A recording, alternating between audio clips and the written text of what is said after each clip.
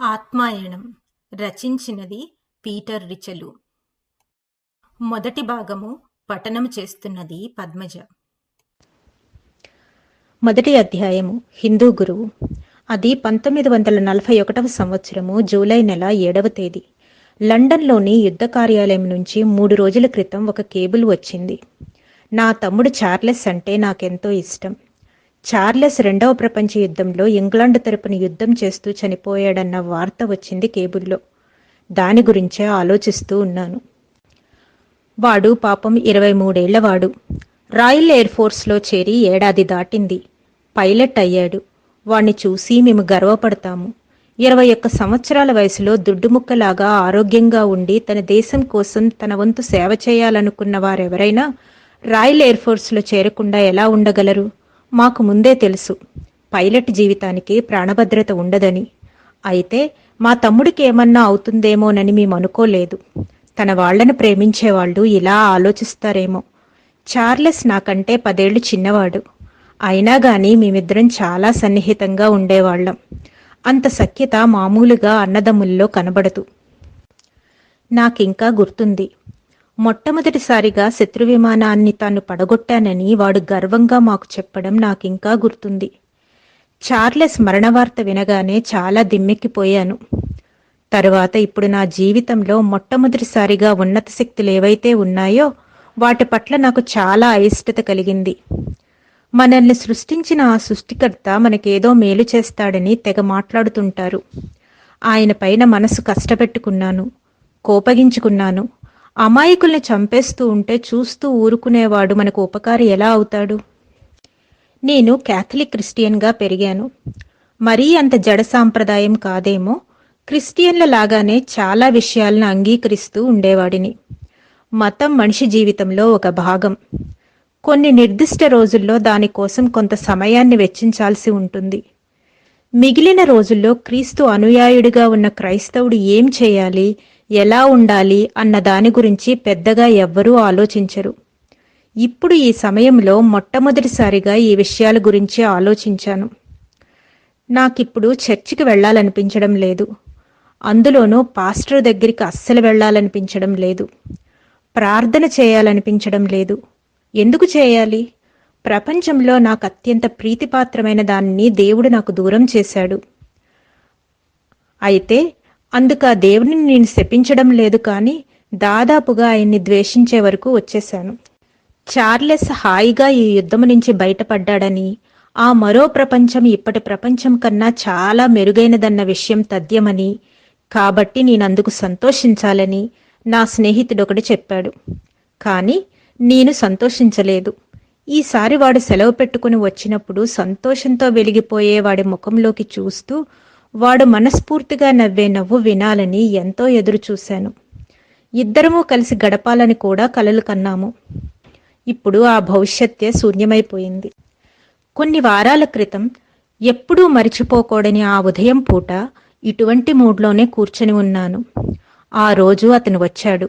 ఇప్పుడు నేను మారిపోయాను.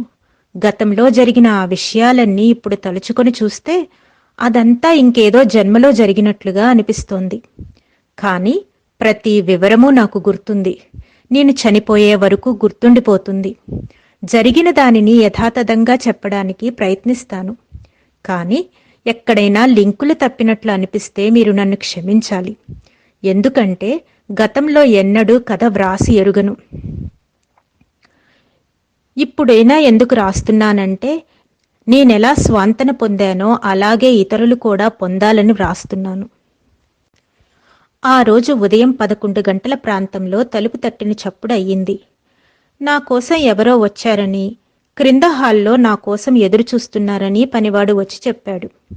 వచ్చింది ఎలాంటివాడు అడిగాను. ఇంతకు ముందెన్నడూ ఆ వ్యక్తిని చూడలేదయ్యగారు.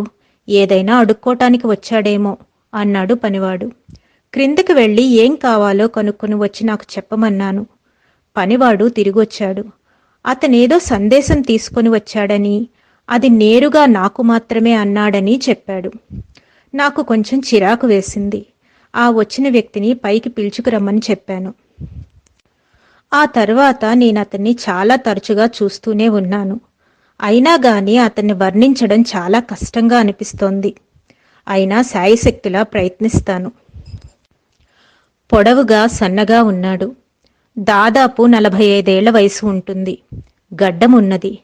అతని చర్మం నా చర్మమంత తెల్లగా ఉన్నా అతను ఉత్తర భారతదేశానికి చెందినవాడన్నది నిస్సంశయం. చాలా సరళమైన భారతీయ దుస్తులు ధరించి ఉన్నాడతను. ఆ దుస్తుల రంగు మొదట చూడగానే మాసి ఉన్నదేమో అనిపించే విధంగా ఉన్నది. అయితే పరీక్షగా చూస్తే వాటిలో పెసరంత మురికి కూడా లేదన్న విషయం స్పష్టమవుతుంది. కాళ్లకు చెప్పులు తొడుక్కున్నాడు. తలపాగా చుట్టుకొని ఉన్నాడు. పనివాడిని వెళ్ళిపోమన్నాను. వచ్చిన వ్యక్తిని కూర్చోమన్నాను. అతను కూర్చున్నాడు. నేను చూపించిన కుర్చీలో కాదు, క్రింద తివాచీ మీద పద్మాసనం వేసుకుని కూర్చున్నాడు. అప్పుడు గమనించాను అతని కళ్లల్లోని ఉదారతను. యుగయుగాల జ్ఞానమంతా ఆ కళ్ళలోనే ఉంది. ఇప్పటి వరకు అతను నోరే విప్పలేదు. ఏం కావాలో చెప్పండి అన్నాను. ఆ ప్రశ్నకి అతను ఆశ్చర్యంగా చూశాడు. సమాధానం చెప్పటానికి కొన్ని క్షణాలు పట్టిందతనికి. నా కోసం నువ్వు కబురు చేశావు అన్నాడు. ఆ మాటలతో నాకు తిక్కలేచింది. ఏం మాట్లాడుతున్నారు మీరు? నేనేమిటి, మిమ్మల్ని పిలిపించడమేమిటి? నేను మిమ్మల్ని కంటితో చూస్తోందే ఇప్పుడు. అసలు విషయానికి రండి. మీకేం కావాలో తొందరగా చెప్పండి. నాకు అవతల బోలెడు పనుంది. నువ్వు నన్ను పిలిపించావు మళ్ళీ అన్నాడతను. నా ముఖంలో ఆశ్చర్యము అతనికి స్పష్టంగా కనిపించినట్లుంది. చిరునవ్వు నవ్వి చెప్పసాగాడు. ఈ మధ్యనే నీ తమ్ముడు చనిపోలేదు? నీ తమ్ముణ్ణి నీ నుంచి వేరు చేశాడని, దూరం చేశాడని విధాతను నువ్వు దుయ్యబడుతూ ప్రశ్నల వర్షం కురిపించలేదు. ఇలాంటివి ఎందుకు జరగాలి? ఇతరులు చావకుండా నా తమ్ముడే ఎందుకు చావాలి? దేవుణ్ణి ప్రశ్నలు అడగలేనప్పుడు, తనకు ఎంతో ప్రధానమనిపిస్తున్న ప్రశ్నలకు సమాధానాలు రాబట్టుకోలేనప్పుడు ఇంకా దేవుణ్ణి నమ్మటం వల్ల ప్రయోజనమేమిటి అని చాలాసార్లు నువ్వు అనుకోలేదు? గత 3 రాత్రులుగా నిద్రలో నీ తమ్ముడితో మాట్లాడుతున్నట్టు నీకు కలలొస్తున్నాయి. నిజంగానే నీవు నీ తమ్ముడితో మాట్లాడావు. శారీరకంగా గాఢ నిద్రపోతూ ఈ ప్రశ్నలే కాకుండా ఇంకా ఎన్నో ప్రశ్నలు వేశావు. నువ్వు వేసిన అన్ని ప్రశ్నలకు నేనే సమాధానంగా వచ్చాను. నీకు విషయాలన్నీ స్పష్టంగా తెలియజేయమని నన్ను దూతగా పంపారు. అడుగు, నువ్వు అడిగింది లభిస్తుంది. తలుపు తట్టు, ఆ తలుపు నీకోసం తెరుచుకుంటుంది అని క్రీస్తు చెప్పాడు కదా. నువ్వు అడిగావు, నువ్వు తలుపు తట్టావు. నువ్వు అడిగే వాటికి సమాధానాలు కావాలని నువ్వు ఇంకా కోరుకుంటావో లేదో నీ మీదే ఆధారపడి ఉందిప్పుడు. కావాలి, నా ప్రశ్నలకు సమాధానాలు కావాలి, వినాలని ఉంది. కానీ ముందసలు మీరెవరో చెప్పండి. నేను తెలుసుకోవాలనుకుంటున్నవి మీరు నాకు చెప్పగలరో లేదో ముందు నాకు తెలియాలి కదా. నాలాగే మీరు కూడా సజీవంగా రక్తమాంసాలతో ఉన్న ఒక మనిషి.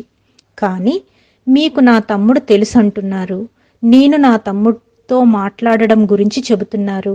నేను ఏ ప్రశ్నలైతే వేశానో అవే ప్రశ్నలు నేను అడుగుతుండగా మీరు విన్నట్లు చెబుతున్నారు. ఇది మాయా లేక నేను కలగంటున్నానా? మీ వల్లనైతే నాకు బాగా అర్థమయ్యేలా చెప్పండి. మీరు చెప్పగలగాలే గాని నేను చక్కగా వింటాను. అయితే మీరు చెప్పిందంతా నేను నమ్మేయననుకోండి. అయినా కానీ నా గురించి మీకు ఇప్పటికే చాలా తెలిసినట్లు కనబడుతుంది. కాబట్టి మీరేం చెప్తారో వినడానికి నేను చాలా సిద్ధంగా ఉన్నాను అని అన్నాను. దానికన్నాడతను, నీకు అర్థమయ్యేలా చేయడానికి కొంతకాలం పడుతుందేమో అనిపిస్తుంది. కానీ నువ్వు తీరిక చేసుకుని వింటాను అంటే నేను చెప్పే కథ పూర్తయ్యే వరకు రోజుకు 1-2 గంటలు వచ్చిపోతూ ఉంటాను. అయితే నేను చెప్పేదంతా విని నువ్వు సమాధాన పడతావని మాత్రం నేను గట్టిగా చెప్పలేను. అయితే ఇప్పటికన్నా అప్పుడు నీ మనసు ఆనందంగానే ఉంటుందని మాత్రం చెప్పగలను గట్టిగా. ఆ ఒక్క కారణంగానే మన సమయం వృధా అయినట్లు కూడా కాదు. రోజు ఉదయం 11 గంటలకు వస్తే వీలవుతుందా నీకు? పర్వాలేదు, వీలు పడుతుంది అన్నాను. ఏం జరగబోతుందిరా భగవంతుడా అనుకుంటూ. వ్యవహారంలో ఏదన్నా మాయామర్మం కనబడితే మొదటి రోజుతోనే తరిమేస్తే సరిపోతుందిలే అనుకున్నాను మనసులో. సంభాషణ కొనసాగిద్దామని తలెత్తి చూసేసరికి అతను అప్పటికే వెళ్ళిపోయాడు. తలుపు తెరుచుకున్నట్లు గాని మూసుకున్నట్లు గాని నాకు ఎలాంటి చప్పుడు వినబడకపోయినా అక్కడ ఎవరూ లేరు. నేను ఒంటరిగా ఉన్నాను. ఇదంతా నేను కలగన్నానా లేక నా మతి భ్రమించిందా అనిపించింది నాకు. ఈ మధ్య నాకు నిద్ర సరిగా లేదు, దిగులుగా ఉన్నాను. కాబట్టి ఇలా జరిగిందా అనిపించింది నాకు. పనివాణ్ణి పిలిచి అడిగాను, నిజంగా నువ్వు నా దగ్గరికి ఎవరినైనా తీసుకుని వచ్చావా అని. పిలుసుకు వచ్చానన్నాడు. అతను బయటికి వెళ్ళిపోవడం చూశావా అని అడిగాను. ఎవ్వరూ కనబడలేదన్నాడు. అయినా ఎవరైనా నా గదిలో నుంచి బయటకు వచ్చి సింహద్వారం గుండా బయటికి వెళుతుంటే తన కంట పడకుండా పోయే అవకాశమే లేదన్నాడు. లాభం లేదు. అది కలేనేమో అనిపించింది మళ్ళీ. తాను అతన్ని పిలుచుకు వచ్చానని పనివాడు చెబుతున్నది కూడా అవాస్తవంగా అనిపించింది ఎందుకో. సరే, రేపటి వరకు ఎదురు చూద్దాం అనుకున్నాను. 11 గంటలకు వస్తాను అన్నాడు కదా, ఆ సమయానికి సరిగ్గా నా గదిలోనే కూర్చుంటాను. చూద్దాం అతను వస్తాడో రాడో. విచిత్రంగా ఆ రాత్రి నేను విపరీతంగా నిద్రపోయాను. ఆ కేబుల్ వచ్చినప్పటి నుంచి ఏనాడూ నిద్రపోనంత ఎక్కువగా నిద్రపోయాను. ప్రొద్దుట నిద్రలేచేసరికి చార్లెస్తో మాట్లాడుతూ ఉన్నట్లు అనిపించింది. చార్లెస్కి నా దగ్గరకు వచ్చిన ఆగంతకుడు గురించి చెబుతూ ఉన్నట్లు అనిపించింది. నా కల్లో చార్లెస్ కొంచెం కూడా ఆశ్చర్యపోయినట్లు కనబడలేదు. ఉదయం మెలకు వచ్చేసరికి ఎందుకో ఆ భారతీయ నేస్తం అనుకున్న ప్రకారం వచ్చేస్తాడని నాకు అనిపించింది. ఆయన రాగానే చడీ చప్పుడు లేకుండా, కంటికి కనబడకుండా ఎలా బయటికి పోగలిగాడో అడగాలని నిర్ణయించుకున్నా. తలుపు ఊరికే దగ్గరికి వేస్తున్నదేమో. సరిగ్గా 11 అయ్యేసరికి నా ప్రక్కనే వెనకాల దగ్గరగా ఒక మధుర స్వరం వినిపించింది. ఇంకా నీ ప్రశ్నలకు సమాధానాలు కావాలనే అనుకుంటున్నావా? ఎలా వచ్చాడో ఎప్పుడు వచ్చాడో చప్పుడే వినలేదు నేను.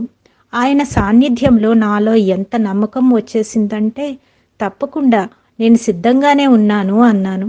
ఇక మామూలు మాటలతో కాలక్షేపం చేయకుండా ఆయన నేల మీద కూర్చున్నాడు. నేను నా కుర్చీలో వెనక్కి వాలి కూర్చున్నాను. ఇక ఆయన కథ చెప్పడం మొదలుపెట్టాడు. ఇంతకు ముందు ఎప్పుడూ విననంతటి అతి విచిత్రమైన కథ. ఆ కథ ఈ రోజు కూడా నాకు పూర్తిగా అర్థం కాదు. కానీ మొదట వినగానే అది నిజమే అనిపిస్తుంది. పాఠకులకు కూడా అది సత్యమని తోస్తుందని నాకు అనిపిస్తుంది. ఆ తర్వాత గడిచిన రోజుల్లో మేము సంభాషించుకోలేదు. మొదటి రోజు వచ్చినట్లే ప్రతిరోజు వచ్చేవాడు. ఒక్కొక్కసారి 1 గంట సేపు మాట్లాడేవాడు. ఒక్కొక్కసారి ఇంకా ఎక్కువసేపు మాట్లాడేవాడు. ఆ రోజుకు మాట్లాడడం అయిపోయాక తూర్పు దేశాల పద్ధతిలో 2 చేతులు జోడించి నమస్కారంలా పెట్టి వెళ్ళిపోయేవాడు. విన్నంతసేపు విన్న తర్వాత ఇక వినేది నా బుర్రకెక్కదు. ఇక అప్పటికే నా బుర్ర నిండా విచిత్రమైన వాస్తవాలు గింగిర్లు తిరుగుతున్నాయి అని అతను గ్రహించాడేమో.